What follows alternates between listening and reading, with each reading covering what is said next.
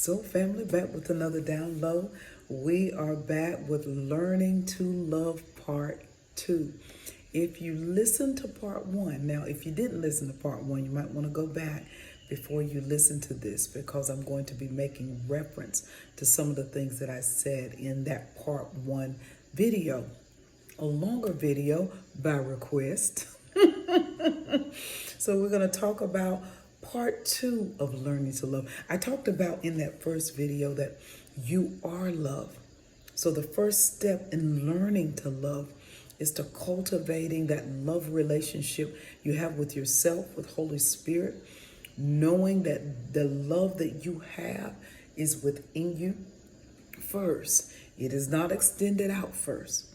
All right. So the goal is the first step is to really begin to bask in that unconditional love that you have in your union with Holy Spirit. Feel what it feels like to be seen as special. Feel what it feels like to be seen, to be seen, to be cared for, to be respected. Holy Spirit will give you that. Okay. Holy Spirit will give you that.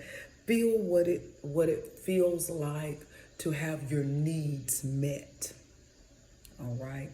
Your union with Holy Spirit gives you access to provision. All right. Supernatural provision. All right. So we say, okay, I get up, I go get a job, but your job is not your source. Your job is always your resource. All right. It is the divine intervention and provision of Holy Spirit, okay, that is keeping us sustained. All right. Not just your job. Because if you're like me, there were times when I was laid off on my job, but I still was sustained. Holy Spirit sustained me. 8, 9 months at the time. Holy Spirit sustained me and my children. Okay. It seemed like I had more when I was laid off. It was random things happening. And I say random, but it was divinely random. All right.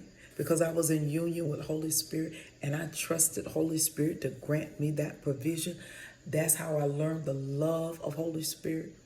The love of the Holy Spirit, not just for me, but for my children. And making sure that I have everything that I need. When you do that part, then you move into part 2. Okay? Then you move into part 2 with being receptive to love. So in part 1, you realize I am love. I am a being of love. I extend love out from me. I'm not waiting for someone to give me love. I'm extending love out because I'm a love being. When you hear people say God is love, all right, and the Holy Spirit within you, the God within you is love, okay? And so now you want to move into that receptivity. So you don't really understand the magnitude of love until you're open to it, okay? In part 1, I talked about healing, transformation, moving into the space where you remove the walls off of your heart from the trauma, from the brokenness, from everything that has happened in life to you. All right. When you remove that, then you become receptive to love. You're like an open gate. Okay. And then when love comes in, it communes with you. Remember now, nobody is bringing you love. You're already loved. They begin to join with you in the love. Okay? They join with you in love. Just like you can pull someone into your space that is just as broken as you. You can attract them right in. You can also pull someone into your space, okay, or into your sphere, all right, that is operating in that unconditional love, in that divine love. But you need to be receptive of that.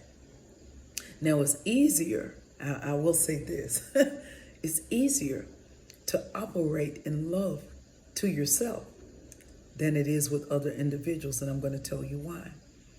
Because when you're operating in love to yourself, it's just you and Holy Spirit. Easy. Easy. No arguments, no disagreements.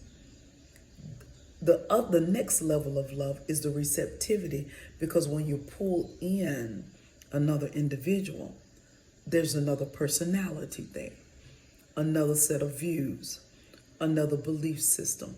And even though they're flowing in divine love as well, you're now receptive to their love and having to manage what they bring in with personality. Okay? And so that's when you see whether you're really compassionate or not, whether you really have grace for another or not. Okay? Whether you are quick to cut people off or quick to be merciful toward them. Okay? That's where you learn it, in the receptivity phase, because you're having a lot coming in because you are loved. Many of you that are healers, you're wondering why do I keep attracting toxic people? Sometimes people that are in a broken state, and I'm even careful saying in a broken state, because sometimes people get the misconception and they describe themselves as I'm broken. Okay, there's really nothing to be fixed.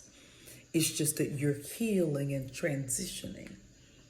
So brokenness doesn't define who you are at the core. Okay? Brokenness just defines what you may be feeling at the time. Make sure you make the stipulation. Okay? Doesn't define who you are at the core, just what you're feeling at the time. Okay? And as a healer, you're pulling in all of those that feel they need healing, and they're reaching for healing, and so they're pulling into you, because love heals. Thank you, Holy Spirit. Love heals. It showers you. Okay? It's salve to your wounds. All right? All right? Any emotional infection, it heals. Okay? Any heartache, it heals.